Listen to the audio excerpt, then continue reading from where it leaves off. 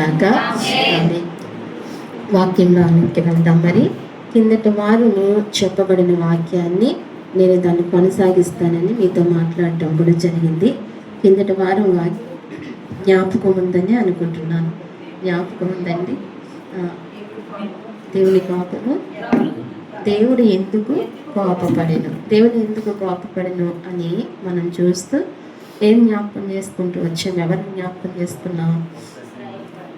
ఇశ్రాయేలు ప్రజల్ని జ్ఞాపకం చేసుకున్నాం. మోషే దగ్గరకు వచ్చి సంఖ్యాకాండంలో ఒక మాట చూద్దాం. చూడండి, ఆ మూలవాక్యాన్ని మీకు జ్ఞాపకం చేసి దాని వల్ల కొనసాగిస్తాను. సంఖ్యాకాండము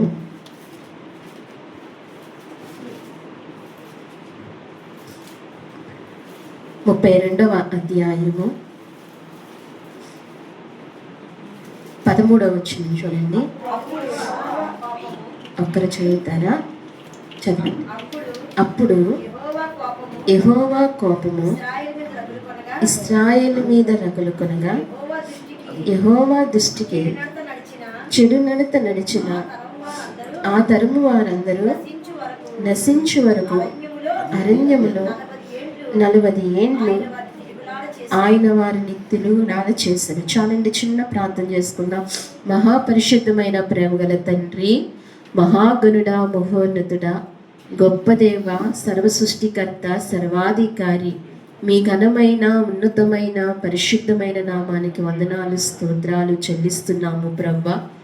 సమయం మీది, సన్నిధి మీది ప్రవ్వా. మేము నీ వారము తండ్రి. మమ్మల్ని మీరు జ్ఞాపకం చేసుకోండి స్వామి. చదవబడిన ఈ లేఖన భాగాన్ని విరిచి మాకు కొట్టించండి. మీరు మాతో నాతో మాట్లాడండి. నీ ఆత్మను ఆయన మా మధ్యన ఉంచండి. నీ పరిశుద్ధాత్మ శక్తితో మీరు నడిపించండి స్వామి. మానవ జ్ఞానము, మానవ బలాన్ని సంపూర్ణంగా నశింపచేయండి. చీకటి శక్తులు, అంధకార శక్తులు లయపరచండి తండ్రి. నీ వెలుగును ఇక్కడ నైనా సహాయం చేయమని నీ సన్నిధిలో ప్రార్థిస్తున్నాను. మా అందరి హృదయంలో మనసును మీ స్వాధీనములోనికి తీసుకోండి. వినగలిగిన మనసును, గ్రహింపగలిగిన ఆత్మ మాకు దయచేయండి. వినబుద్ధిని మీరు అనుగ్రహించండి స్వామి. నాయన నన్ను సంపూర్ణముగా తండ్రి అయ్యా నీ సిలువు చాట మరుగుపరుచుకోండి స్వామి. జ్ఞానహీనురాలైన నన్ను నీ జ్ఞానముతో నింపండి స్వామి. ఏమీ తెలియని నన్ను నాయన ప్రవ్వా నువ్వు నాకు తెలియచేసి నీ ప్రజలైన వారితో, నీ బిడ్డలతో నువ్వు మాట్లాడి నీ కృప మాకు దయచేయమని అయ్యా. ఇది ప్రాంతం అంతయు కూడా ప్రభా, ఈ సమయం అంతయు కూడా ఎంతో దీవెనకరముగాను తండ్రి, ప్రశస్తమైన నాయన ప్రశాంతకరమైన వాతావరణముగా దీన్ని చేసి నడిపించి నాయన పెద్దల మొదలుకుని చిన్నల వరకు అందరి మనసులు నీ మీద ఆనుకునే కృప దయచేయమని స్తుతించి ప్రార్థించి మా ప్రియరక్షకుడైన యేసుక్రీస్తు వారి నామముల అడిగి వేడుకుంటున్నాము తండ్రి. అయితే దేవుడు ఎందుకు కోపపడెను అని మనం చూసుకుంటూ ఇక్కడ ఇశ్రాయేలును జ్ఞాపకం చేసుకుంటూ వచ్చాం. అప్పుడు యెహోవా కోపం ఇశ్రాయేలు మీద రగులుకొనెను. ఎవరి మీద రగులుకుందండి? ఇశ్రాయేలు మీద రగులుకుంది. ఇశ్రాయేలు మీద యెహోవా కోపము రగులుకుంటాం ఏంటి? అసలు ఇశ్రాయేలుని దేవుడు ఏం చేశాడు? ప్రేమించి దేవుడు ఏం చేస్తున్నాడు? కాపాడుకుంటూ వచ్చారు. వారి ఇబ్బందుల్లో చెరసాలలో ఉన్నప్పుడు వారిని ఏం చేశాడు? దేవుడు విడిపించుకుంటూ వచ్చాడు. అలాంటి ఇశ్రాయేలు మీద దేవుని కోపం ఎందుకు వచ్చిందంటే దేవుడు మాట వినక. ఎందుకండి? దేవుని మాట వినక. అంత సృష్టికర్త అయినా, అంత సర్వోన్నతుడైనా, అంత చెరలో నుంచి విడిపించిన ఆ గొప్ప దేవుని మాట వినక ఇశ్రాయేలు మీద పలుమార్లు దేవుని కోపము రగులుకుంటూ వచ్చింది. ఈ సమయంలో కూడా, ఈ సంఖ్యాకాండంలో కూడా దేవుని కోపాన్ని మనం చూస్తూ ఉంటాం ఇశ్రాయేలు మీద రగులు. అలాగనే ఇంకా ఆయన కోపము పడటానికి కారణం ఎందుకని నేను కిందటి వారం చాలా విషయాలు చెప్పాను. చాలా మంది జ్ఞాపకం చేసుకుంటూ వచ్చాం కదా. ఎక్కడెక్కడ ఆయన కోపించాడంటే ఆయన ఆదాము కాలంలో మొదటి ఏదేని తోటలో ఆయన కోపిస్తూ వచ్చాడు. ఆయన కోపంలో కూడా ఏముందని చెప్పుకున్నామండి? ఆయన కోపంలో కూడా న్యాయం ఉంది, ప్రేమ ఉంది. విడిచిపెట్టకుండా ఆయన కోపపడుతూ వచ్చారు. అలాగనే మనం ఇంకొక సంఘటన చూద్దాం. ఇది కూడా ఇశ్రాయేలు జీవితంలో జరిగిన సంఘటనే. మనం దీన్ని కూడా జ్ఞాపకం చేసుకుందామండి. 2వ సమూయేలు గ్రంథము ఇది కూడా ఇశ్రాయేలు జీవితంలో జరుగుతున్న సంఘటన. దేవుడు వారి విషయంలో కోపపడిన సందర్భము మన కళ్ళ ముందు కనిపిస్తుందండి. ఈ 2 సమూయేలు గ్రంథము 6వ అధ్యాయము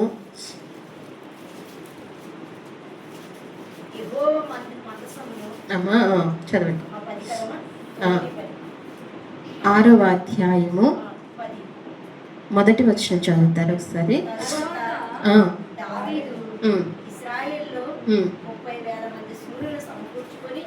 బయలుదేరి కెరూబుల మధ్య నివసించు సైన్యములకు అధిపతి యెహోవాను తన నామం పెట్టబడిన దేవుని మందసమును తీసుకుని వచ్చుటకై తన యొద్దనున్న వారందరితో కూడా బయలా యుగోయోధాలోని ప్రయాణమయ్యారు. వారు దేవుని మందసమును కొత్త బండి మీద ఎక్కించి గిబియాలో ఉన్న అబీనాబాద్ యొక్క ఇంటిలోనికి తీసుకుని రాగా అబీనాబాద్ కుమారుడు ఉజ్జియాను అబ్సాయును ఆ కొత్త బండిని చూడేది. దేవుని మందసము గల ఆ బండిని గిబియాలోనికి అబీనాబాద్ ఇంటిలోకి తీసుకుని రాగా అయ్యో దాని ముందర నడిచింది. దావీదును ఇశ్రాయేలీయులందరూ సరళవృక్షం కర్రతో చేయబడిన నానా విధమైన సితారాలను, స్వరమండలను, తంబులను, మృగంధములను, పెద్ద తాళములను వాయించుతూ యెహోవా సన్నిధిని నాట్యమాడుతుంది. చాలండి. ఇక్కడ దేవుని మందసాన్ని వారు తీసుకుంటున్నారు. కొత్త బండి మీద ఎక్కించుకుని ఏం చేస్తున్నారంటండి, దేవుని మందసాన్ని తీసుకొస్తున్నారు. బయలుదేరి కెరూబుల మధ్యన నివసించున్న సైన్యములకు అధిపతి యెహోవా నామమున పెట్టబడిన దేవుని మందసము అచ్చటి నుండి తీసుకుని వచ్చుటకై తాము యొద్దనున్న వారందరితో కూడా ప్రయాణమై వారు దేవుని మందసాన్ని కొత్త బండి మీద ఎక్కించుకుని గిబియోనులోనికి తీసుకొస్తున్నారు. అబీనాబాద్ ఇంట్లోంచి తీసుకొస్తున్నారు దేవుని మందసము. మీకు తెలుసు కదా దేవుని మందసము అంటే. దేవుని మందసం అంటే ఏంటండి? దేవుడు ఎప్పుడు ఇచ్చాడు ఆ మందసాన్ని? ఎవరికి ఇచ్చాడు దేవుని మందసాన్ని?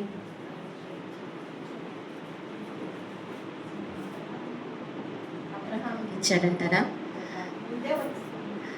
మోషేకి ఇచ్చాడు కదమ్మా. ఎవరికి ఇచ్చాడండి? ప్రత్యక్ష గుడారము ఎవరికి ఇచ్చాడండి? ఎవరికి తెలియజేశాడు? మోషేకు తెలియజేశాడు కదా.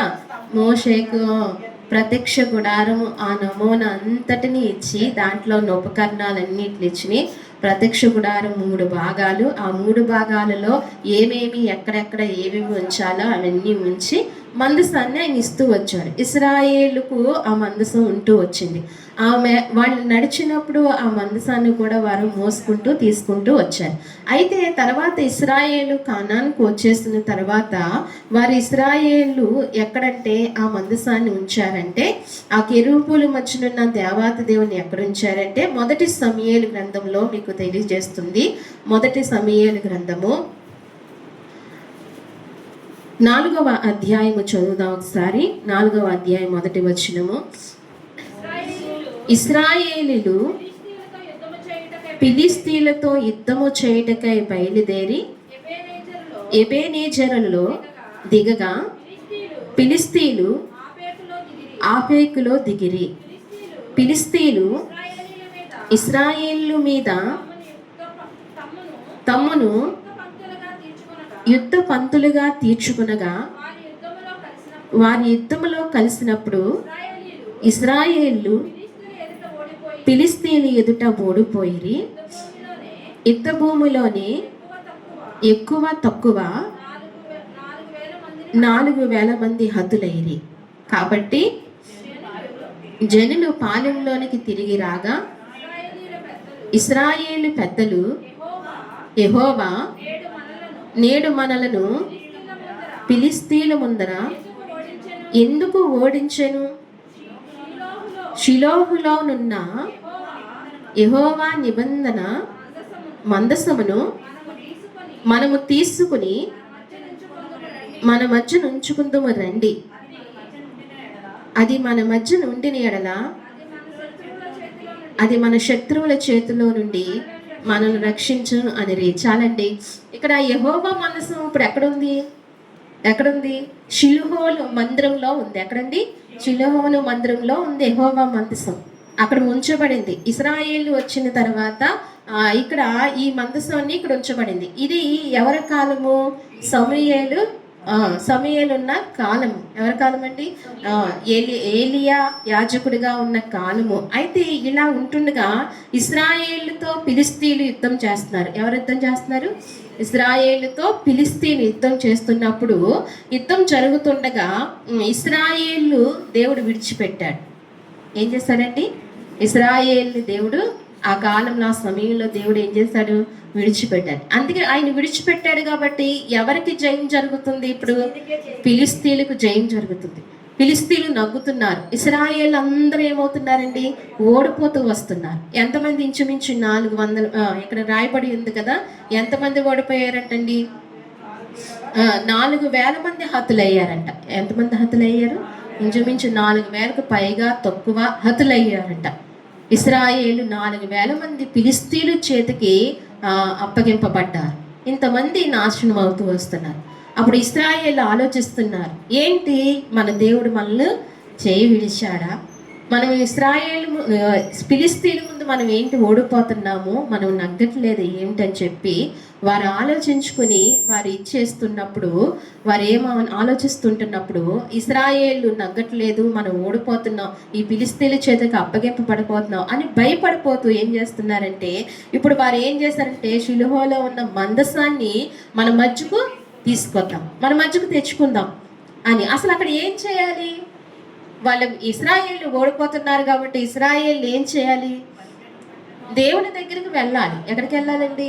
దేవుని దగ్గరికి వెళ్ళి ప్రార్థన చేయాలి. ఏం చేయాలి? ప్రార్థన చేయాలి. దేవునికి మొరపెట్టాలి. వాళ్ళ మధ్యనున్న దేవునికి వారికి మధ్యనున్న యాజకుడికి తెలియచేయాలి. మేము ఏ రకమైన బలులు అర్పించాలి, ఏ రకంగా దేవునికి విధేయత చూపించాలి, ఏ రకంగా దేవుని మాట మేము వినాలి, ఎందుకు దేవుడు మనల్ని ఎడబాసాడు, మనం ఎందుకు నగ్గట్లేదు, ఫిలిష్తీయుల చేతిలో మనం ఎందుకు ఓడిపోతున్నాం అని వాళ్ళు అడిగి ఏం చేయాలండి? ఇశ్రాయేలు ప్రార్థన చేయాలి. అయితే ఇశ్రాయేలు ఆ రీతిగా చేయకుండా ఏకంగా స్వయంగా డైరెక్ట్గా వాళ్ళే ఎక్కడికి వెళ్ళిపోయారండి? షిలోహులో అక్కడికి వెళ్ళిపోయి ఆ మందసాన్ని తీసుకొచ్చేస్తున్నారు. ఏం చేస్తున్నారండి? మందసాన్ని వారు తీసుకొస్తున్నారు. ఆ మందసాన్ని తీసుకొచ్చి ఎక్కడ ఉంచుకుందాం అంటున్నారు?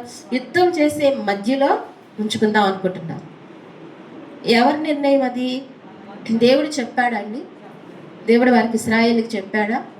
మీరు వెళ్ళి నా మందసాన్ని తీసుకురండి అని చెప్పాడా? చెప్పలేదు. చెప్పకుండా వీళ్ళు ఏం చేస్తున్నారు? వీళ్ళు తెచ్చుకోవడానికి పెట్టబడిన మందసాన్ని వీరు తెచ్చేద్దాం అని చెప్పి తెచ్చుకున్నారు. మందసాన్ని తెచ్చుకున్నంత మాత్రాన వీరు జయం పొందుకున్నారా? వీరు నగ్గారా? వీరు విజయం పొందుకున్నారా?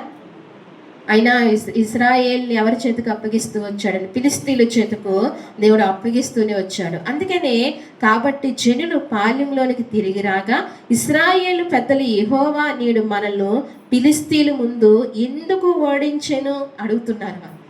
ఇశ్రాయేలు పెద్దలందరూ కూడుకుని ఫిలిష్తీయుల ముందు మనల్ని దేవుడు ఎందుకు ఓడించెను, ఎందుకు ఓడించెను, వీళ్ళకి ఇంత కష్టం ఎందుకు వచ్చింది అని ప్రశ్న బాగానే వేసుకుంటున్నారు, ఆలోచిస్తున్నారు. వాళ్ళ చేతికి అప్పగించబడ్డాము అని గ్రహిస్తున్నారు. మన జీవితంలో కూడా అనేక ఇబ్బందులు కలిగినప్పుడు ఎందుకు మనకు కలుగుతున్నాయనే ప్రశ్న మనలో కలుగుతుంది. ఎందుకు మనం అపజయం పొందుకుంటున్నాము, అన్ని విషయంలో ఎందుకు జయం పొందుకోలేకపోతున్నాం, ఎందుకు అనే ప్రశ్న మన హృదయంలో కలుగుతుంది. కానీ చేయవలసిన పని మనం చేయట్లేదు. ఎవరిలాగండి? ఆనాడు ఇశ్రాయేలు ఏం చేయాలి? యాజకుని దగ్గరికి వెళ్ళాలి, దేవుని మందిరానికి వెళ్ళాలి, అయితే దేవుని సన్నిధిలో మోకరించాలి, దేవునికి విజ్ఞాపన చేయాలి, ప్రార్థన చేయాలి. ఆ విధంగా చేయకుండా వాళ్ళ సొంత నిర్ణయం తీసుకున్నారు. ఏమని అంటే, లోపలున్న మందసాన్ని తీసుకొద్దాం. ఆ మందసం మాట్లాడి ఆ మందసం పైన ఏమన్నా కెరూబులున్నా, కెరూబుల మధ్యన ఎవరు వసిస్తున్నారండి? ఆ పరిశుద్ధమైన దేవుడు వసిస్తున్నాడు, నివాసం చేస్తున్నాడు. ఇశ్రాయేలుతో మాట్లాడటానికి, ఇశ్రాయేలుతో సహవాసం చేయటానికి, ఇశ్రాయేలుకు ఏదైనా సమాధానం ఇవ్వటానికి దేవుడు అక్కడకు వచ్చి వెళ్తూ ఉన్నారు. అలాంటి మందసాన్ని దేవుడు చెప్పకుండా, దేవుడు ఏమీ వాళ్ళకి ఆజ్ఞాపించకుండా వాళ్ళు ఏం చేయాలనుకున్నాడు? వాళ్ళు దాన్ని తీసుకొచ్చి వాళ్ళ మధ్యన ఉంచాలనుకున్నారు. అంటే మందసము ప్రభావము కలిగిందని ఎవరికి తెలుసండి? ఇశ్రాయేలుకు తెలుసు మందసం ఏం కలిగిందండి, మందసం ప్రభావం కలిగింది. మందసము శక్తివంతమైనదని ఇశ్రాయేలుకు తెలుసు. ఎందుకంటే స్వయంగా దేవుడే దానిని వారికి ఇచ్చాడు, అప్పగించాడు. దేవుడు మోషేకు ఇచ్చాడు. అది ఇశ్రాయేలు మధ్యన ఉంటూ వచ్చింది. అది వాళ్ళు ప్రయాణం చేస్తున్న కాలం నుంచి కూడా వారి మధ్యన అది ఉంటూ వచ్చింది. దేవుని మేఘము ఆ కెరూబుల మధ్యకు ఆ మందసం మీదకు దిగుతూ వచ్చింది. ఆ ప్రత్యక్ష గుడారం వాళ్ళ మధ్యన ఉంది. అది దేవుని ఆజ్ఞ. అది మళ్ళా పరలోక నమూనా. అది దేని నమూనా అండి? పరలోక నమూనా. దేవుడు అక్కడ వారిని కలుసుకుంటూ వచ్చారు. అంత శక్తివంతమైన మందసాన్ని వారికి వారే మన మధ్యన ఉంచుకుందాము అని ఈ రీతిగా తీసుకొచ్చినప్పుడు ఏమవుతుందంటే, ఎందుకు మనల్ని దేవుడు వాళ్ళ చేతికి అప్పగించునని చెప్తూ, షిలోహులో ఉన్న యెహోవా మందసము మనము తీసుకుని మన మధ్యన ఉంచుకుందాము రండి. అది మన మధ్య ఉండిన ఎడల అది మన శత్రువులు చేతిలో నుండి మనల్ని రక్షించనని ఏమనుకుంటున్నారండి? అది ఆ మందసం మన మధ్యన ఉంటే మన శత్రువుల చేతిలోనికి మనం వెళ్లకుండా మనం జయం పొందుకుంటాం. రండి దాన్ని తీసుకొద్దాం అని వారు అనుకున్నారు. తీసుకొచ్చిన తర్వాత ఏమవుతుందంటే, కాబట్టి జనులు షిలోహులోనికి కొందరిని పంపి అక్కడ నుండి కెరూబుల మధ్యన ఆసీనుడైన సైన్యములకు అధిపతికి యెహోవా నిబంధన మందసము తెప్పించిరి. ఏలి యొక్క ఇద్దరు కుమారులైన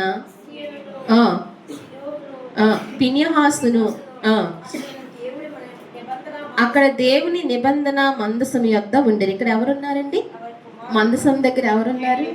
ఈ ప్రత్యక్ష గుడారం దగ్గర ఎవరున్నారు? ఏలి కుమారులు ఉన్నారు. అప్పటికే ఏలి కుమారులు ఏం చేస్తున్నారండి? ప్రత్యక్ష గుడారం ఆ మందిరం షిలోహులోనికి వచ్చిన వారితో ఏం చేస్తున్నారు? వీళ్ళు పాపము చేస్తున్నారు, చట్టకార్యం చేస్తున్నారు. ఏలి కుమారులు ఇద్దరు, ఓపిన్నా ఫినెహాసు ఇద్దరు కూడా చెట్ట భావంతో ఉన్నారు. అక్కడ వాళ్ళు యాజకత్వాన్ని జరిగిస్తున్నారు. ఏ భావం కలిగి? చెడ్డ భావం కలిగి, చెడ్డ మనసు కలిగి అక్కడికి వచ్చిన స్త్రీలతో చెడ్డగా ఉంటూ కూడా ఇలా జరిగిస్తున్నారు. అందుకే యెహోవా కోపం ఏమవుతుందండి? యెహోవా కోపము రగులుకుంటూ వచ్చింది. ఎవరి మీద? ఇశ్రాయేలు మీద రగులుకుంటూ వచ్చింది. ఇది ఇలా జరుగుతున్న పక్షాన ఒక పక్షాన ఇంకొక పక్షాన్ని ఏం చేస్తున్నారు? వీళ్ళు ఇలా సొంత నిర్ణయం తీసుకుని యెహోవా మందసాన్ని కెరూబుల మధ్యనున్న ఆ సైన్యములకు అధిపతి యెహోవాను ఏం చేస్తున్నారండి? వారు తీసుకురావడానికి ప్రయత్నిస్తున్నారు. అక్కడ ఎవరున్నారు? వీళ్ళిద్దరూ కూడా ఉన్నారు. యెహోవా నిబంధన మందసము దండులోనికి రాగా ఇశ్రాయేలు అందరూ భూమి ప్రతిధ్వని ఇచ్చినంత గొప్పగా కేకలు వేసిరి. ఎందుకు వచ్చింది? మందసం వచ్చిందని ఇశ్రాయేలు అందరూ ఏం చేస్తున్నారు? ఆనందంతో గొంతులేస్తున్నారు. ఎంత గొంతులేస్తున్నారో మందసం మా మధ్యకు వచ్చిందని. అంటే అది ప్రభావం కలిగిన మందసం. ఈ మందసాన్ని గురించి ధ్యానిస్తున్నప్పుడు ఎంత శక్తివంతమైనదో, ఎంత ఆ మందసం ఉంటే దీవించబడుతుందో, అలాగే ఆ మందసాన్ని అనవసరంగా పట్టుకున్న, దేవుని చిత్తంలో లేని వారు దాన్ని పట్టుకున్న అంతే నాశనం అయిపోయినట్లుగా దేవుని వాక్యాన్ని మనం చూస్తూ ఉంటాం. అయితే ఇక్కడ వీళ్ళు ఈ రీతిగా కేకలేస్తుంటే ఫిలిస్తీయులు ఆ కేకలు విని ఏమన్నారండి? ఎవరు విన్నారు? ఫిలిస్తీయులు ఆ కేకలు విని హెబ్రీల దండులో ఈ గొప్ప కేకల ధ్వని ఏమని అడిగి యెహోవా నిబంధన మందసము దండులోనికి వచ్చినని ఎవరు తెలుసుకున్నారు? ఇప్పుడు ఫిలిస్తీయులు తెలుసుకున్నారు. ఇశ్రాయేలు మందసము ఇశ్రాయేలు మధ్యకు వచ్చింది. ఇంకా వాళ్ళకి ఏమవుతుంది? ఇప్పుడు జయము వాళ్ళకి, అపజయము మనకి అని ఇంక వాళ్ళు భయపడుతున్నారు. అంటే ఫిలిస్తీయులకు కూడా ఎవరి గురించి తెలుసు? యెహోవా మందసం గురించి తెలుసు, దాని ప్రభావం గురించి తెలుసు. అప్పుడు అంటున్నారు వాళ్ళు, అయ్య బాబా యెహోవా మందసం వాళ్ళ మధ్యకు వచ్చిందని తెలుసుకుని జడిసి దేవుని దండిలోనికి వచ్చినని అనుకుని, అయ్యో చూసారా, దేవుని ప్రజల మధ్యలోనికి ఎవరు వచ్చింది? దేవుని మందసం వచ్చింది. అయ్యో ఇప్పుడు మనకు శ్రమ, అయ్యో మనకు శ్రమ అని ఎవరు అంటున్నారు? ఫిలిస్తీన్లు అంటున్నారు. అయ్యో మాకు ఇప్పుడు శ్రమ అని చెప్తూ ఇంతకు మునుపు వారు ఇలాగూ సంభవింపలేదు. అయ్యో అయ్యయ్యో మహాసూరుడగి ఈ దేవుడి చేతిలో నుండి మనల్ని ఎవరు విడిపించగలరు? అబ్బా, వాళ్ళు ఎలా మాట్లాడుతున్నారు చూడండి. ఈ భయము ఎవరికి ఉంది? ఫిలిస్తీన్లకు ఉంది, ఇశ్రాయేలుకు లేదు. ఆ మహాదేవుడు, గొప్ప దేవుడైన ఆ దేవుని చేతిలో నుండి మనల్ని ఎవరు విడిపించగలరు? మన చేతిలో నుండి ఇశ్రాయేలుని ఎవరు విడిపిస్తారు? ఆ మహాదేవుడు విడిపిస్తాడు. ఇప్పుడు ఆ మహాదేవుని చేతిలో నుండి మనల్ని ఎవరు విడిపించగలరు? ఎవరు దడిచిపోతున్నారండి? ఫిలిస్తీన్లు దడుస్తున్నారు. ఈ రీతిగా వాళ్ళు దడుస్తుంటే చదవండి. అరణ్యమందు అనేకమైన తెగులు చేత ఐగుప్తీలు అంతము చేస్తున్న దేవుడు ఈయనే కదా. ఒకసారి ఆగుదామా? అరణ్యమందు అనేకమైన రోగముల చేత ఐగుప్తీలను హతము చేస్తున్న దేవుడు ఈయనే కదా. ఏ దేవుడు? ఇశ్రాయేలు మధ్యనున్న మందసము తీసుకొచ్చిన ఆ దేవుడే కదా. వాళ్ళని హతం చేసిన దేవుడు ఈయనే కదా. ఐగుప్తీని సమూల నాశనం చేసింది ఈయనే కదా. అయ్యో, ఈయన చేతుల్లో నుండి మనల్ని ఎవరు విడిపిస్తారు? ఇప్పుడు మనకి దిక్కేంటి అని ఎవరు భయపడుతున్నారు? ఫిలిస్తీన్లు భయపడుతున్నారు. అయితే ఈ రీతిగా జరుగుతుండగా అనేకమైన తెగుళ్ళు ఐగుప్తులు హతం చేస్తున్న దేవుడు ఈయనే కదా. ఫిలిస్తీనులారా, వాళ్ళకి వాళ్ళే చెప్పుకుంటారు, ఫిలిస్తీనులారా ధైర్యం తెచ్చుకొనుడి.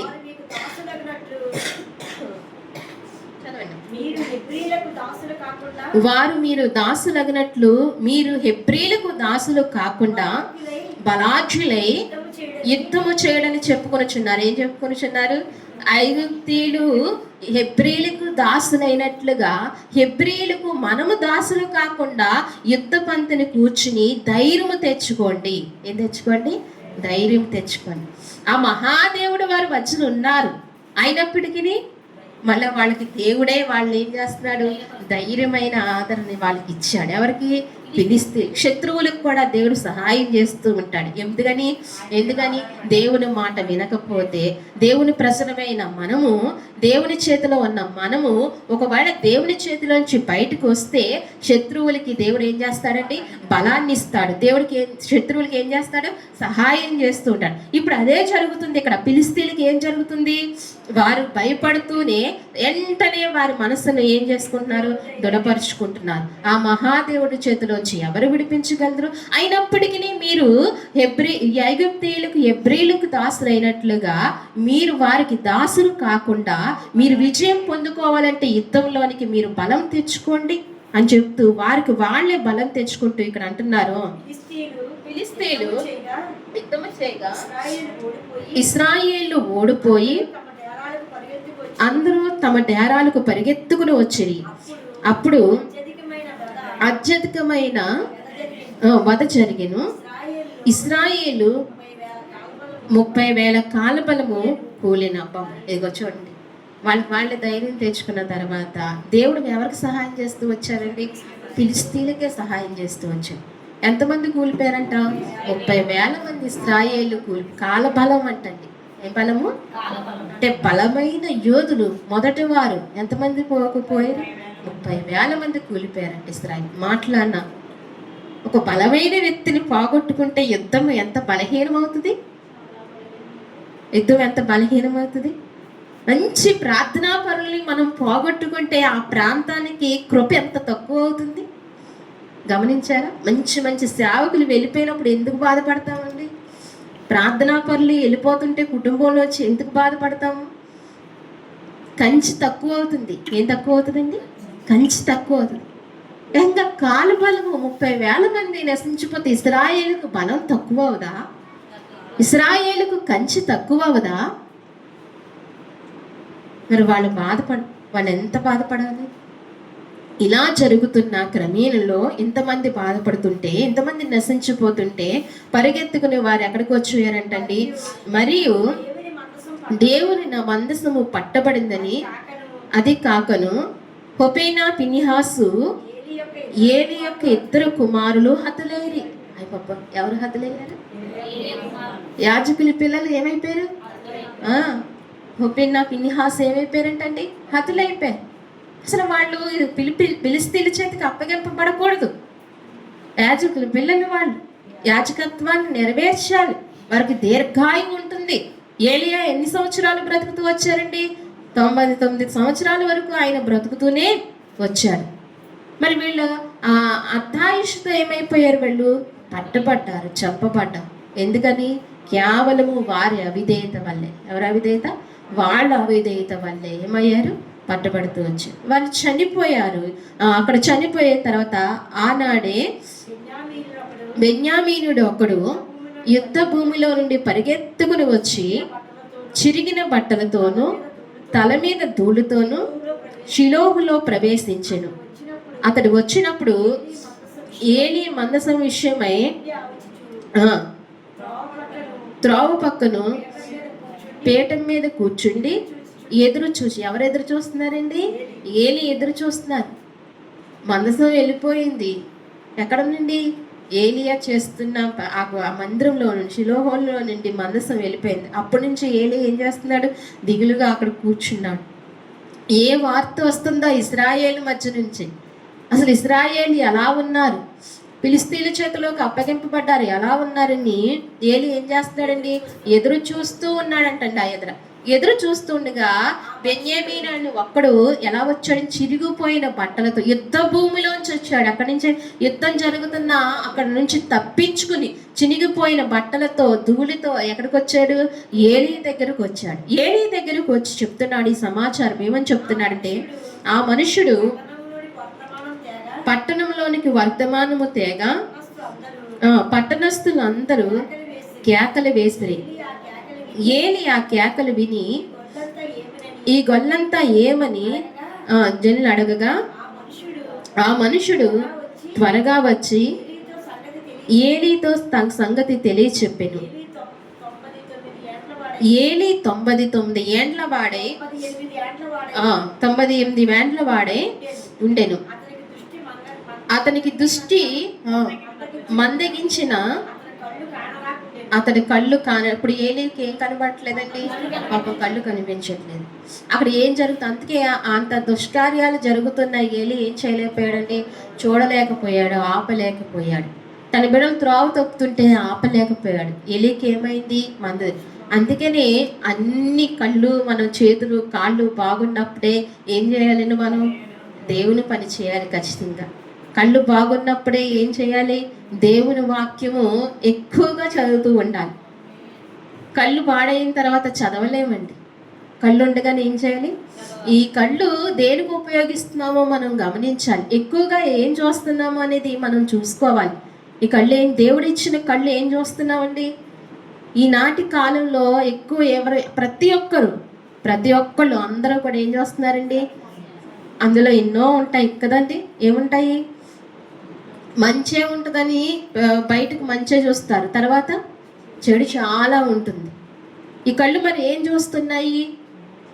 ఈ కళ్ళు ఏం చూస్తున్నాయి? చెడు చూస్తుంది. ఈ కళ్ళు అలసిపోతున్నాయి. ఈ కళ్ళు పని చేయటం మానేస్తుంది. మనం ఏం చదవకుండానే, వాక్యము చదవకుండానే మన కళ్ళు ఏమైపోతున్నాయండి? పాడైపోతున్నాయి. అందుకనే బలం ఉన్నప్పుడే, ఓపుకున్నప్పుడే, వయసు ఉన్నప్పుడే, శక్తి ఉన్నప్పుడే, సమయం ఉన్నప్పుడే దేవుని వాక్యాన్ని ఏం చేయాలి? చదవాలి, ధ్యానించాలి. ఎక్కువగా దాని యందు మనం గడిపేవారంగా ఉండాలి. అందరము చెప్పేవారి సహితంతో కూడా ఏం చేయాలండి? దేవుని వాక్యాన్ని ఎక్కువగా చదువుతూ ఉండాలి. అయితే ఏలియా మంద దృష్టి కలిగిన వాడు గనుక ఈ మాటలు ఆయనకు చూడలేకపోయాడు గనుక మనుషులు వచ్చి చెప్పినప్పుడు,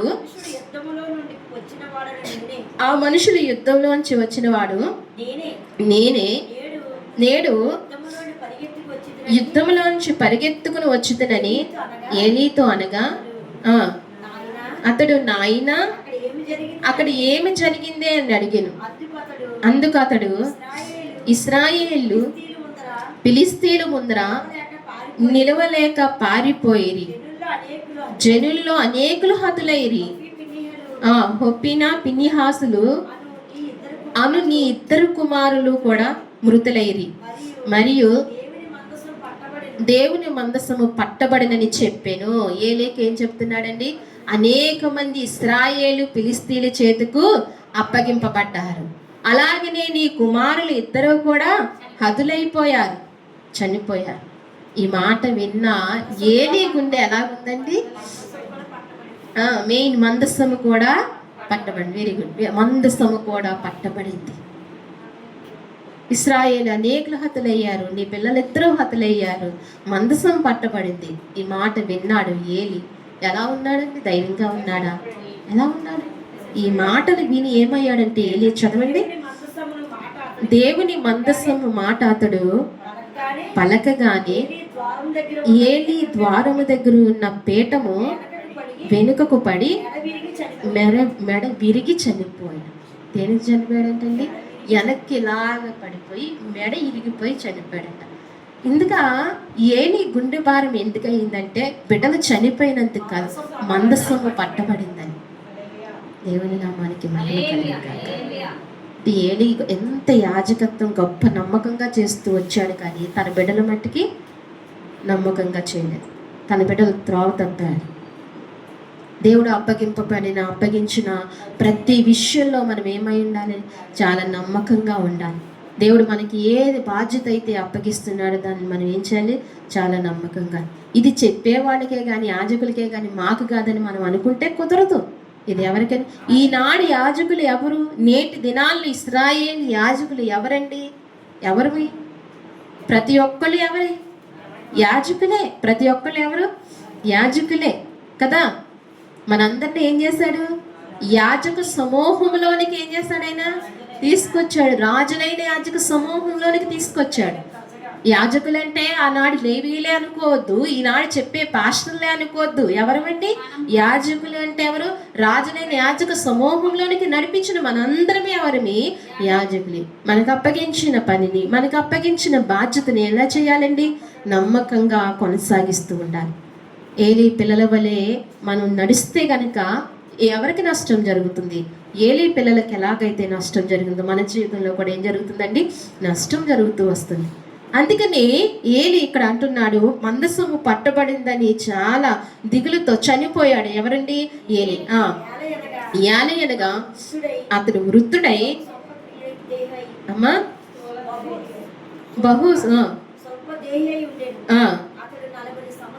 అతడు 40 సంవత్సరములు ఇశ్రాయేలుకు న్యాయము తీర్పు తీర్చు. చాలండి. ఏలీ ఎన్ని సంవత్సరాలు ఇశ్రాయేలుకు యాజకుడిగా న్యాయం తీరుస్తూ వచ్చాడండి? 40 సంవత్సరాలండి. ఏలీ ఇశ్రాయేలుకు ఏం చేస్తూ వచ్చాడు? న్యాయాధిపతిగా, యాజకుడిగా ఉంటూ, అప్పటికి ఇంకా న్యాయాధిపతి లేదు. ఏలీ ఏం చేస్తూ వచ్చాడు? యాజకత్వాన్ని వహిస్తూ న్యాయము తీరుస్తూ వచ్చాడంటండి. వారి వివాదాలను, అలా ఇశ్రాయేలు బలులు అర్పించే విషయంలో ఏలీ యాజకుడిగా ఉంటూ ఇన్ని సంవత్సరాలు దేవుని సన్నిధిలోనే ఉంటూ ఏం చేస్తూ వచ్చాడు? దేవుని పని చేస్తూ వచ్చాడు. దేవునికి ఎంత దగ్గరగా నడిచాడో తెలుసా? ఏలీ కూడా ఎవరి స్వరాన్ని విన్నాడండి? దేవుని స్వరాన్ని. తన బిడ్డలను బట్టి, తన ఇశ్రాయేలు చేసిన దుష్కార్యాలను బట్టి దేవుడి స్వరం ఏమైపోయింది? ఆగిపోయింది. దేవుడి స్వరం ఏమైపోయిందండి? ఆగిపోయింది.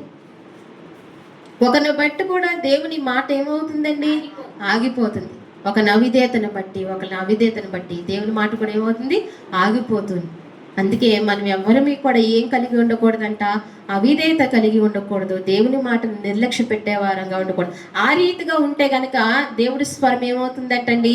ఆగిపోతుంది. ఆనాడు దేవుని స్వరము ఆగిపోయిన దాన్ని బట్టి వీరింత శ్రమలకు గురయ్యారు.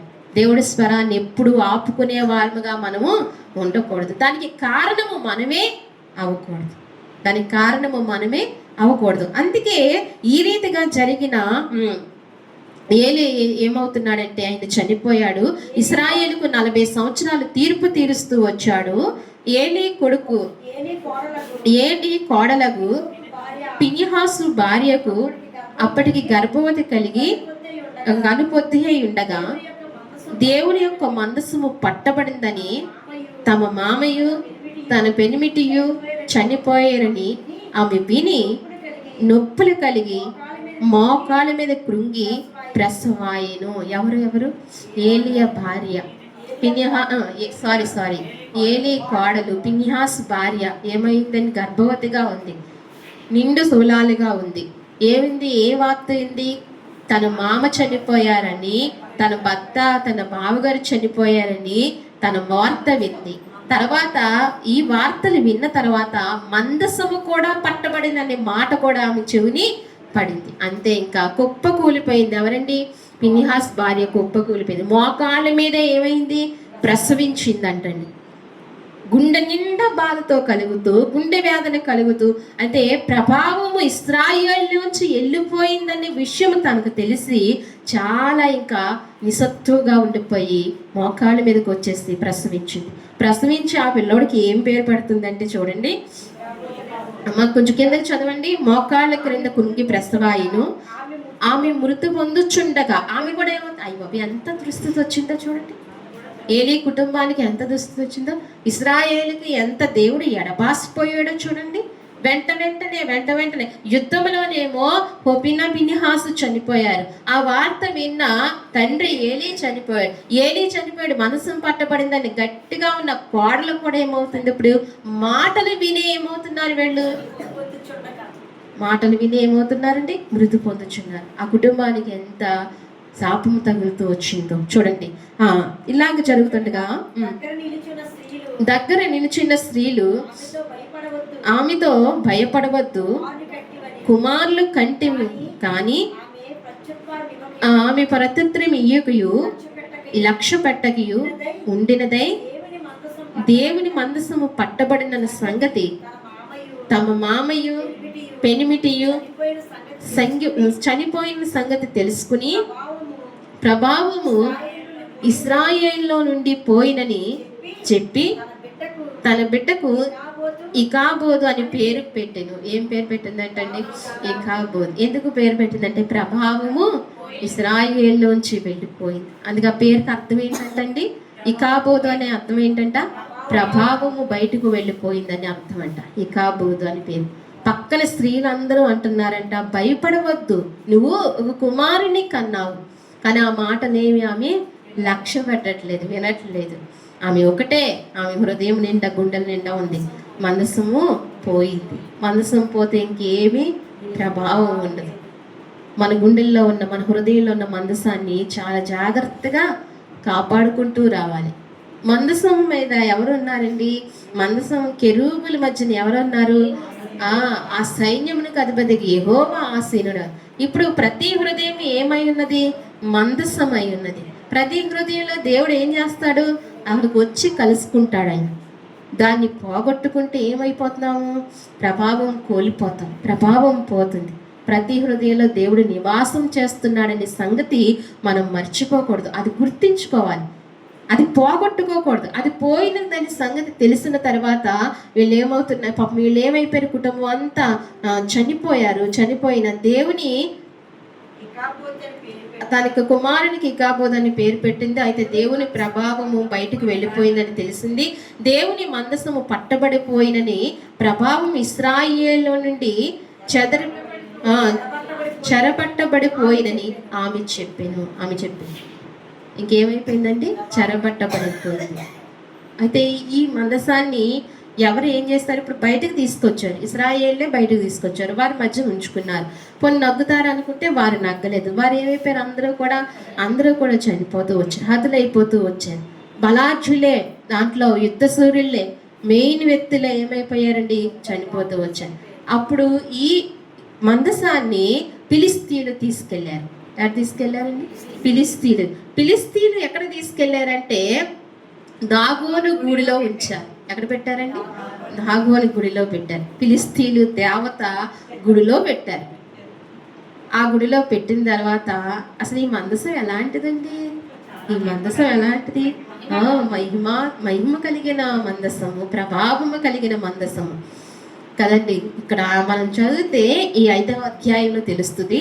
ఈ దాగోను దేవతను ఏం చేసిందండి? మందసము ఒక రాత్రిలో పడగొట్టేసింది కదా, గుడ్డిదాన్ని చేసింది, పడగొట్టేసింది. ఒక రాత్రి ఏం చేసిందండి? పడగొట్టేసింది. తెల్లారి లేసి వీళ్ళు చూస్తే, ఫిలిస్తీయులు చూస్తే ఆ దాగోను దేవత మందసం ఎదుట పడి ఉన్నట్టుగా, బోర్లో పడి ఉన్నట్లుగా మనం చూస్తాం. అంతే కదా. వారు తర్వాత మళ్ళా దాన్ని ఏం చేశారు, నిలబెట్టి మళ్ళా వెళ్ళారు. మళ్ళా ఒక రాత్రి ఏమైందంటే తలకు తల, కాళ్ళకు కాళ్ళు, చేతులకు చేతులు నరకబడి ముండు ఒకటే మిగిలి ఉందంటే అప్పుడు ఫిలిష్తీయులు గమనించారు, అయ్యి బాబు, అసలు అప్పటికే వారికి తెలుసు, వారు వారు ఇశ్రాయేలు మధ్యకు వచ్చినప్పుడే దాని ప్రభావం తెలుసు, అయినా యుద్ధంలోనే తెలుసు, అయినా వీళ్ళు ఏం చేశారు, తీసుకొచ్చి వారి దేవత గుడిలో పెట్టగా, ఎక్రోన్ అక్కడ దేవత గుడిలో పెట్టగా, వీళ్ళు ఈ గుడిలో పెట్టినప్పుడు ఈ బొత్తిగా ఆ దేవతను ఏం చేసిందండి, తుత్తినీలుగా చేసింది. ఎవరినైనా ఏం చేయగలడు మన దేవుడు, తుత్తినీలుగా చేయగలడు. ఏ ప్రభావము, ఏ శక్తి మన దేవుని ఎదుట పని చేయదు. అలాంటి దేవుణ్ణి మనం ఏం చేస్తున్నామండి, ఆరాధిస్తున్నాం. అలాంటి శక్తి గల దేవుణ్ణి మనము పూజిస్తున్నాం. అలాంటి శక్తి గల దేవుణ్ణి కొనియాడుతున్నాం మనం. ఇలాంటి దేవుని కాదండి, మహాప్రభావము కలిగిన దేవుని. ఎవరినైనా ఏ శక్తినైనా తుత్తినీలుగా మార్చగలిగిన శక్తివంతుని మనం ఆరాధిస్తున్నాం. అలాంటి గొప్ప దేవుని కలిగి ఉన్న మనము ఆనాడు ఇశ్రాయేలు దేవుని మాట వినకే ఆయన ప్రభావాన్ని కోల్పోతూ వచ్చారు. అయినప్పటికీ ఇశ్రాయేలు చేయి విడిచిపెట్టలేదు కదా. కానీ దేవుడి మాట వింటూ ఉంటే ఇశ్రాయేలుకి ఎంత కృప ఉంటుందండి, ప్రత్యేకమైన విలువ ఉంటుంది. దేవునికి ఎంతగానో దేవుడు వారి పట్ల ఎంతో కృప చూపిస్తూ ఉంటారు. అయితే వారు ఇశ్రాయేలు దేవుని మాట వినక ఆయన ప్రభావాన్ని పోగొట్టుకుంటూ వచ్చి ఉన్నారు. అందుకనే దేవునికి ఏం చేయాలి, మనము దేవునికి భయపడుతూ ఉండాలి. దేవుని కోపాన్ని మనం ఏం చేయకూడదండి, దేవుని కోపాన్ని మనం తెచ్చేవారముగా ఉండకూడదు. దేవుని కోపం తీసుకొస్తే ఏమవుతామండి, నష్టపోతాం. ఆనాడు ఇశ్రాయేలు ఎన్నో విధాలుగా ఇలా వాళ్ళకు దేవుడికి రేపిన కోపాన్ని అనేక మార్లు ఉంటూ ఉంది, అనేక చోట్ల ఉంటూ ఉంది. అది ఈ మందసము పోగొట్టుకున్న తర్వాత ఆ మందసము ఎంత ప్రభావం కలిగిందో ఒకసారి ఒక మాట చూస్తారా మీరు? 5వ అధ్యాయం 1వ వచనం కూడా చదవండి. ఫిలిష్తీయులు దేవుని మందసమును చదవండి. ఫిలిష్తీయులు దేవుని మందసము పట్టుకుని ఎబెనేజరు నుండి అష్డోదునికి తీసుకుని వచ్చి దాగోను గుడిలో దాగోను ఎదుట దాన్ని ఉంచిరి. అయితే మరునాడు అష్డోదు వారు బాతకాలమందు లేవగా, ఇదిగో దాగోను యెహోవా మందసము ఎదుట నేలను బోర్లా పడి ఉండెను. కనుక వారు దాగోను లేవనెత్తి వాని స్థానమందు మరలా ఉంచిరి. చూసారా, ఈ లోక దేవతలను ఏం చేయాలి, మనుషులే ఏం చేయాలి, లేపాలి. ఏం చేయాలండి, మనుషులే లేపాలి. ఈ లోక దేవతలను మనుషులే ఏం చేయాలి, సృష్టించాలి, చెయ్యాలి, తయారు చేయాలి. అవి పడిపోతే లేపాలి. అవసరమైతే వాటిని ఏం చేయాలి, వీళ్ళే తీసుకెళ్ళి ముంచాలి. లేపినా వీళ్ళే, ముంచినా ఎవరు చేయాలి, మనుషులే చేయాలి. లేపటము ముంచటం ఎవరు చేయాలండి, మనుషులే చేయాలి. పాపం వెంట పడిపోయిందంట, మనసు మీదట పడిపోయిందంట ఆ దేవతని. వచ్చి వీళ్ళు చూసి ఏం చేశారు, లేపి మళ్ళీ దాని స్థానంలో నిలబెట్టారంట. నిలబెట్టి ఆ మరునాడు వారు ఉదయమనే లేవగా దాగోను యెహోవా మందసు మీదట నేలను బోర్లా పడి ఉండెను. దాగోని యొక్క తలయు 2 అరచేతులు తెగవేయబడి గడప దగ్గర పడి ఉండెను. వాని మొండెము మాత్రమే వానికి మిగిలి ఉండెను. కాబట్టి దాగోని యాజకులేమి, దాగోని గుడికి వచ్చే వారు ఏమి నేటి వరకు ఎవరును అష్టోదులో దాగోని యొక్క గుడి గడపను తొక్కటలేదు. ఏం చేయట్లేదండి, ఎవ్వరు ఆ దాగోని గుడి గడప తక్కట్లేదంట. యాజకులు అంతవరకు యాజకత్వం చేశారు, పూజారులు పూజ చేశారు, అర్చకులు వాళ్ళు ఇంకిప్పుడు భయపడిపోయి, ఈ సంఘటన చూసి భయపడిపోయి ఇప్పుడు నేటి వరకు ఇప్పటికీ ఏం చేయట్లేదంటండి, అక్కడ ప్రజలు కూడా ఎవ్వరు ఆ గుడి గడపను తొక్కట్లేదు. ఏంటిదని, అది శక్తి లేనిది, ప్రభావం లేనిది. ఏంటి, మనుషులు వచ్చి లేపడం ఏంటి, అది పడిపోతే అంత హీనమైనది, శక్తిహీనమైనది. అందుకే దాని ప్రభావం లేదు. ఇప్పుడు ఎవరికి భయపడుతున్నారు, ఈ మందసానికి. మహోన్నతమైన యెహోవా దేవుడికి భయపడుతున్నారు. ఇప్పుడు ఆ మందసం అలాగా ఫిలిష్తీయులకు వెళ్ళింది, అక్కడికి వెళ్ళి ఇప్పుడు ఆ మందసాన్ని ఎక్కడ పెట్టాలన్నా ఎక్కడ చేర్చాలన్నా భయము మొదలయ్యింది. ఎవరికి? ఫిలిష్తీయులకి.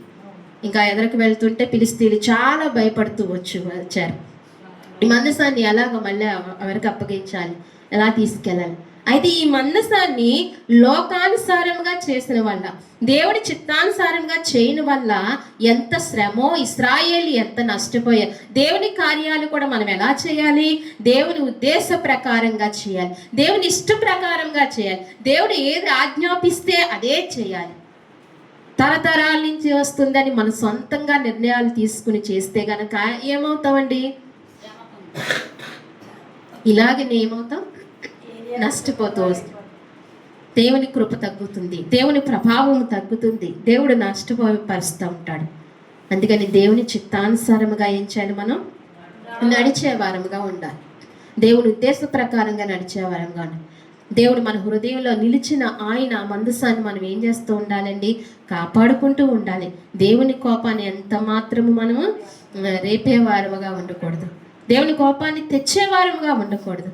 నేటి ఇశ్రాయేలు, నూతన ఇశ్రాయేలు, నూతనమైన మధురమైన గొప్ప శక్తివంతమైన వారుగా మనం ఉండి నడుచుకోవాలి. పాత ఇశ్రాయేలు ద్వారా మనం ఏం నేర్చుకోవాలండి? పాఠములు నేర్చుకుంటూ, బుద్ధి తెచ్చుకుంటూ, ఆ బుద్ధిహీనత వల్ల నడిచిన ఇశ్రాయేలు వల్ల మనం బుద్ధి తెచ్చుకుని ఏం చేయాలండి?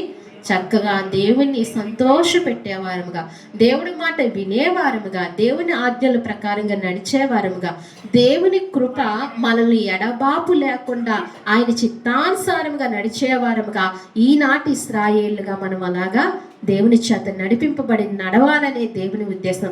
దేవుని కోపం ఎందుకు వస్తుందంటండి? దేవుని కోపం ఎందుకు వస్తుంది? ఆయన మాట వినకపోతే, ఆయన చిత్తము నెరవేర్చకపోతే, ఆయన ఉద్దేశ ప్రకారంగా నడవకపోతే దేవుని కోపము దిగొస్తుందని మనము ఈ 2 వారాలు జ్ఞాపకం చేసుకోవటం జరుగుతుంది. అంటే దేవుని కోపం ఎలా వస్తుంది, ఎక్కడ వస్తుంది, ఎప్పుడు వస్తుందని మనం చూసుకుంటూ వచ్చాం. ఈనాడు ఇశ్రాయేల్లో కూడా ఇలాగా మందసాన్ని పట్టబడుతున్న దాన్ని బట్టి దేవుని కోపము ఇశ్రాయేలు మీదకి దిగి వస్తుంది. అలాగే ఇప్పుడు మనం ఈ మధ్యాహ్న కాల సమయంలో పరిశుద్ధాత్మ దేవుడు మీతో నాతో మాట్లాడిన మాటను బట్టి మనం ఏం నేర్చుకుని వెళ్ళాలండి? కిందటి వారం మనం ఏం నేర్చుకుని వెళ్దాం అనుకున్నాం? కోపాన్ని ఇక్కడే వదిలేసుకుని కోపాన్ని చంపుకుని వెళ్దాం అనుకున్నాం కదా. దేవునికి భయపడుతూ వెళ్ళాలి. ఇప్పుడు ఏం వినాలి? ఈరోజు దేవుడు ఏం మాట్లాడుతూ వచ్చారండి?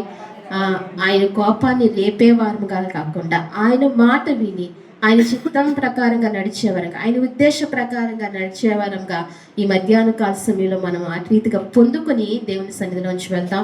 ఇంకా ఈ దేవుని చిత్తం ఉంటే ఈ మాటలు ఇంకా కొనసాగించుకుందామండి. ఈ మాటలు దేవుడు మీ హృదయాలు దీవించి ఆశీర్వదించును గాక. ఆమేన్. మోకరించినట్లయితే ప్రార్థన చేసుకుందాం. ప్రతి ఒక్కరు మోకరించినట్లయితే ప్రార్థన చేసుకుందాం.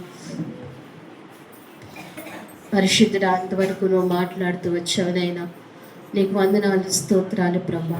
దయచేసి అందరము మోకరిందాం, ప్రతి ఒక్కడము కూడా మోకరిందాం. దేవా, నీ కోపము ఎందుకు వస్తుందని నువ్వునైనా ఇంతవరకు మాట్లాడుతూ వచ్చావు. నీ కోపాన్ని రేపే వారముగా మేము ఉండకుండా సహాయం చేయండి నాయన. ఆనాడు ఇశ్రాయేలు మీద నీ కోపము రగులుకుంది స్వామి నాయన. నీ కోపము రగులుకున్న దాన్ని బట్టే నాయన వాళ్ళు ఎంతో నష్టపోతూ వచ్చారు ప్రభా.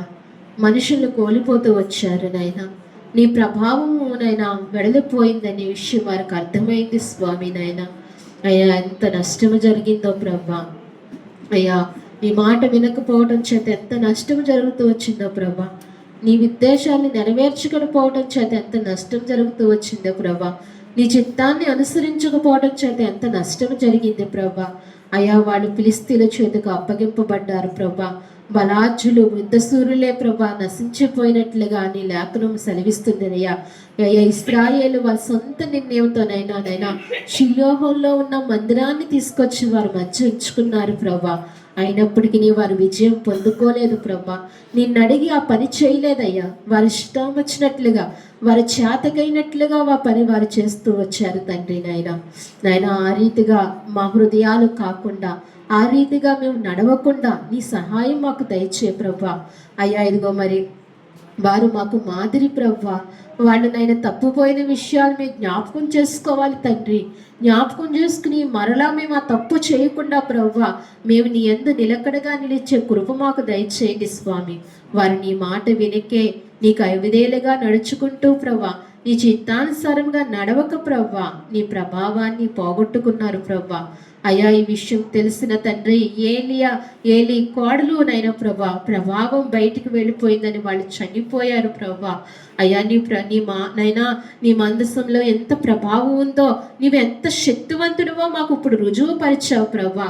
అయ్యా, దాగోను గుడిలో దాగోను దేవత కూడా ప్రభా పడిపోయింది ప్రభా. నీకు ఆయన సాగిలు పడుతూ పడిపోయింది ప్రభా. నీ ఎదుట ఎవ్వరూ నిలవలేరు ప్రభా. నీ ఎదుట ఏ శక్తి నిలవచాలదయ్యా. నువ్వే గొప్ప దేవుడు ప్రభా. నువ్వు ప్రభావము కలిగిన దేవుడు అయ్యా. నువ్వు శక్తివంతుడు ప్రభా. నీ శక్తి నీ ప్రభావము మేము గుర్తెరిగి అట్టి రీతిగా జీవించే కృప మాకు దయచేయండి అయ్యా. ఈ వారం మీరు మాతో మాట్లాడుతూ వచ్చారు ప్రభా. అయ్యా, నీ శక్తిని మాకు కనుపరుస్తూ వచ్చారు ప్రభా. అయ్యా, మమ్మల్ని మీరు మరలా జ్ఞాపకం చేసుకోండి ప్రభా. మమ్మల్ని మీరు జ్ఞాపకం చేసుకోండి ప్రభా. నీ శక్తిని, నీ ఔన్నత్యాన్ని, నీ మహోన్నతమైన అయా ఖ్యాతిని నేను మేము గుర్తెరిగి ప్రభా మేము ఈ లోకంలో జీవించడానికి నీ కృప మాకు దయచేయండి. నీ ఎదుట ఏమీ నిలువజాలు అని మరొకసారి మాకు తెలియజేసినందుకే నీకు వందనాలు ప్రభా. నీ మాట వినేవారముగా, నీకు విధేయులముగా, నీ యందు భయభక్తులు కలిగి నడుచుకుని నిలిచేవారంగా మమ్మల్ని స్థిరపరచండి, సిద్ధపరచండి ప్రభా అని దేవుణ్ణి అడుగుదామా? ఒకసారి అడుగుదామండి. ఒకసారి ప్రతి ఒక్కరు అడుగుదాం. ఈ ఆరాధనకు వచ్చిన మనం దీవించబడతాం. ఈ ఆరాధనకు వచ్చిన మనము ఆశ్చర్యింపబడతాం. ఈ ఆరాధనకు వచ్చిన మనము ఎంతో కనికరించబడతాం. ఒకసారి అడగండి నోరు తెరిచి. దేవాల నాడి ఇశ్రాయేలు వల్లే కాకుండా మమ్మల్ని స్థిరపరచండి ప్రభా. మమ్మల్ని బలపరచండి తండ్రి. మమ్మల్ని స్థిరులుగా చేయండి, విశ్వాస వీరులుగా బలపరచండి ప్రభా. నీ ప్రభావాన్ని, నీ ఖ్యాతిని, నీ కృపను, నీ ఘనతను గుర్తెరిగే బిడ్డలంగా ఎల్ల వేళలా నడుచుకునే కృప మాకు ఇవ్వండి స్వామి నాయన. అయా, మేము బలహీనులం కాకూడదు ప్రభా. నీ మందసం మా హృదయంలోంచి తీసివేయకూడదు ప్రభా. నీ మందసాన్ని తండ్రి మా హృదయంలో ప్రభా ఉంచుకుని బలవంతులంగా కొనసాగటానికి, విశ్వాస వీరులుగానైనా మేము స్థిరపడటానికి నీ కృప మాకు దయచే ప్రభా అని ఒక్కొక్కరు ప్రార్థన చేసుకుందాం. ప్రతి ఒక్కరు ప్రార్థనలో ఉందామండి. చిన్న ప్రార్థన తెలియజేస్తారు.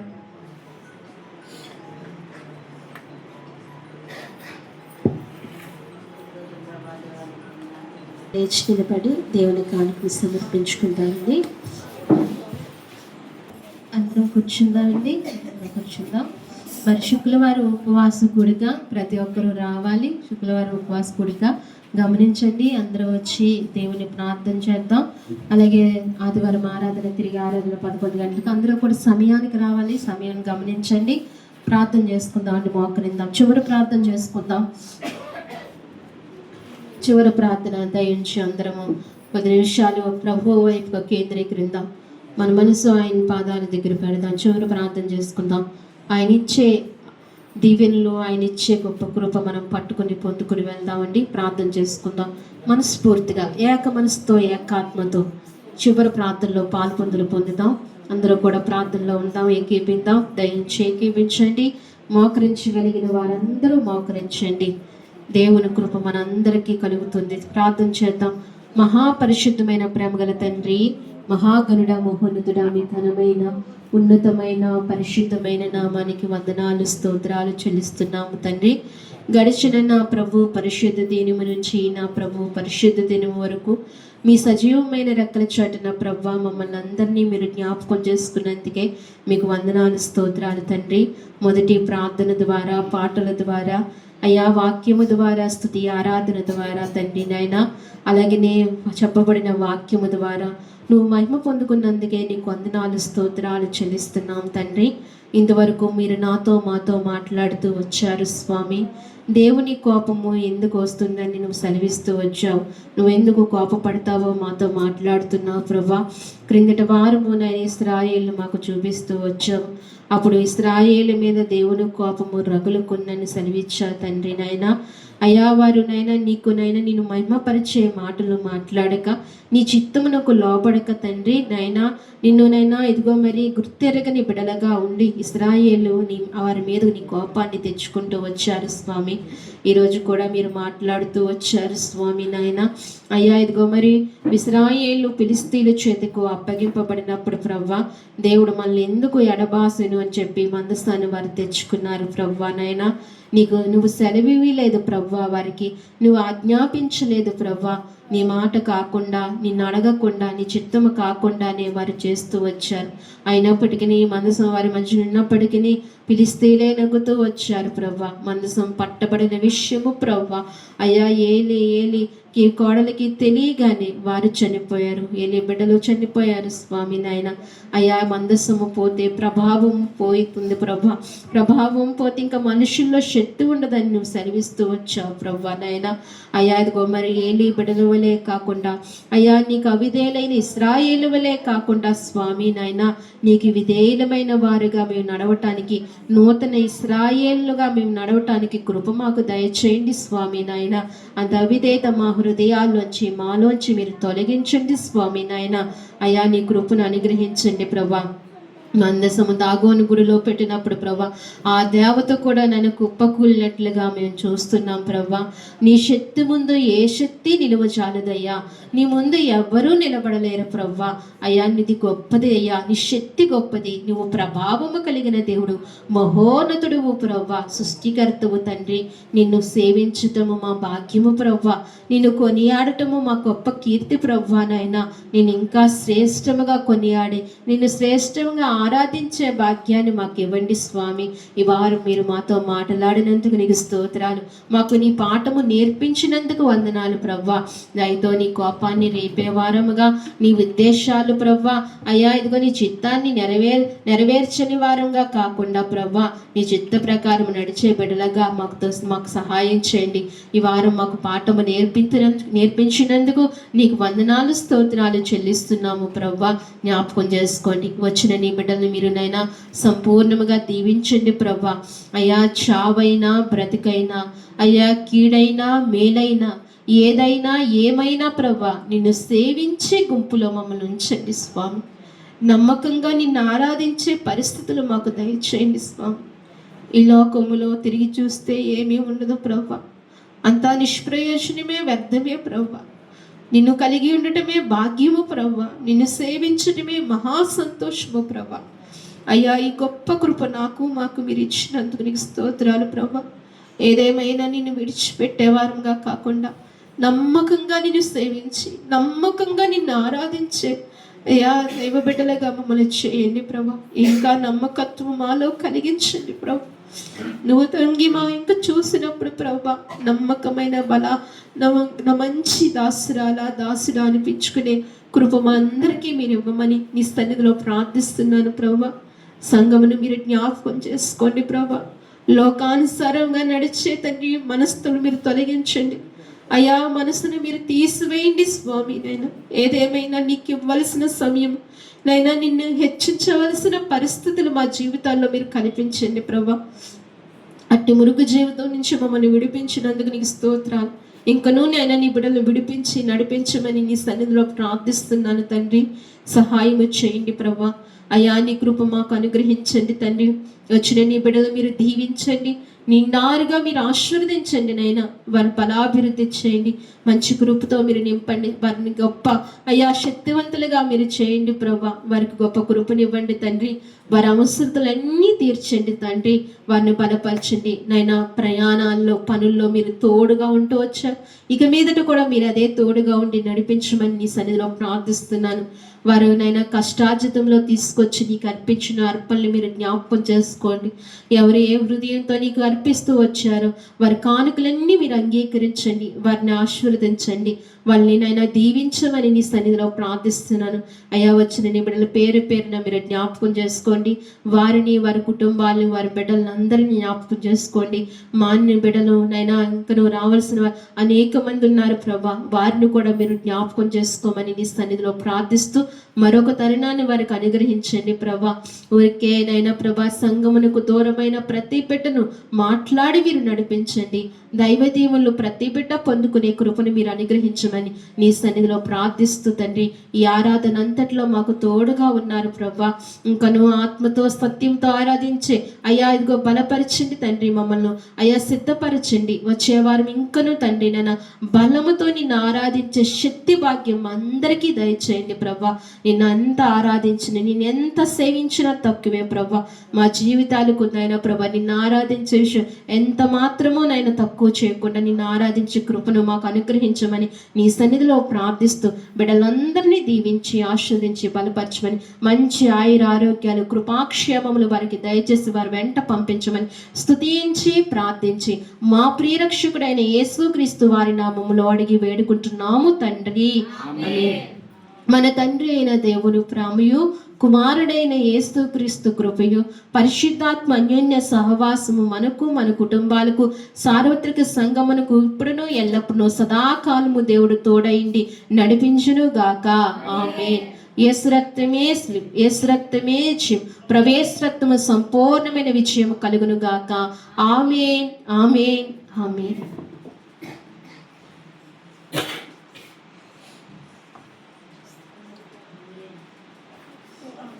మీ అందరికీ నా వందనాలండి. మీ అందరికీ నా వందనాలు. మిమ్మల్ని అందరినీ దేవుడు దీవించి ఆశీర్వదించును గాక. ఆమేన్.